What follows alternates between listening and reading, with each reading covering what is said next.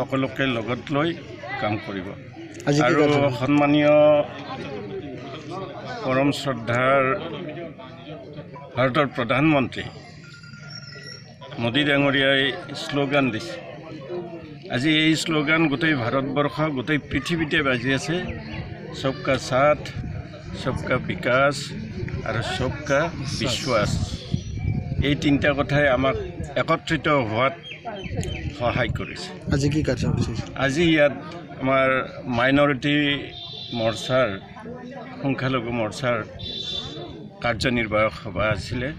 আমাৰ ৰাজ্যিক কমিটিৰ নিৰ্দেশ মৰ্মে 30 তাৰিখৰ আগত আমাৰ প্ৰতিটো মৰ্চাৰ কাৰ্যনিৰ্বাহক অনুষ্ঠিত কৰিব লাগে। সেই মৰ্মে আজি ইয়াত উত্তৰ হাজো মণ্ডলৰ ভাৰতীয় জনতা পাৰ্টীৰ সংখ্যালঘু মৰ্চাৰ মিটিং আছিল। ইয়াত যথেষ্টখিনি সংখ্যালঘু মৰ্চাৰ মানুহ উপস্থিত হৈছে। সঁচাকৈয়ে ভাৰতীয় জনতা পাৰ্টী সঁচা অৰ্থত যে মানে এইটো আমাৰ ওপৰত যিটো এটা মানে অপবাদ দিয়াৰ ব্যৱস্থা কৰিছিলে যে সাম্প্ৰদায়িক, এই কথাবিলাক আজি ইয়াত মিছা বুলি প্ৰমাণিত হৈছে, শেষ হৈছে। এই কথাবিলাকৰ অন্ত পৰি আহিছে আৰু সমাগত একমাহমানৰ ভিতৰত সমূহ মুছলমান ভাৰতীয় জনতা পাৰ্টী মুখী হ'ব।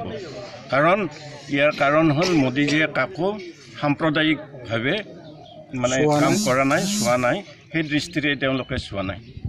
গতিকে